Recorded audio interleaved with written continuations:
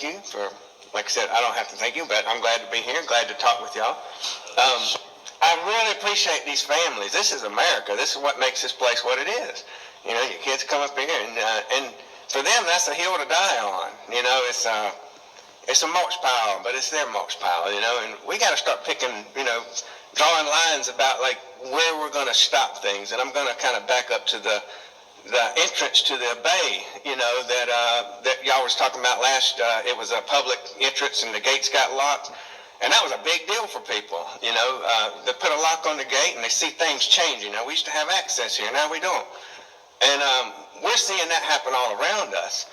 And what I'm kind of directing you to, and I'm speaking to y'all as board members, but I'm also speaking to you as men and fathers. I want to talk to you about 20,000+ locked gates in this county that need to be, the locks got to get cut off of those gates, just like they got cut off of their gate for the entranceway into the bay, for the boat ramp. And these locks are locking a veil over the children in this county. They're forced to go to school with this strapped to their face, not by their choice to take it off, but somebody's holding a lock on it. And that's un-American as it gets. So these kids need advocates. They need fathers. See, we're heading, you talk about what's going on in the world. You look around, you see that liberty is leaving. And it's going to take people like us, and you, and you, and you, and you, to start standing up for these little ones. Because these little ones that's the ones they're going after now. It's you later. You know, we talk about our Second Amendment. But if we don't use our First Amendment to defend their right to not have this strapped to their face, because that's illegal.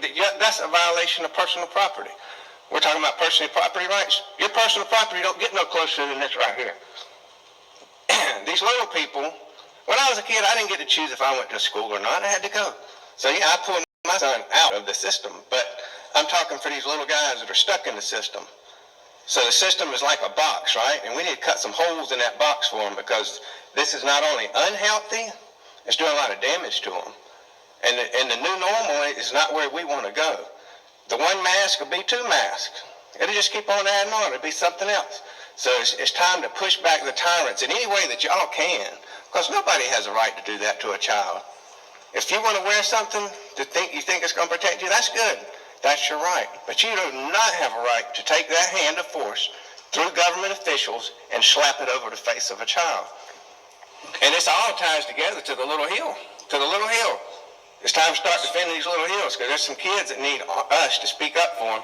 And there's a school board meeting today, 6:30, Woodlawn Beach Middle School, where you can come make your voices heard as board members, or as parents, or as fathers, and as Americans. Thanks, sir. Next we have Mr. Jerry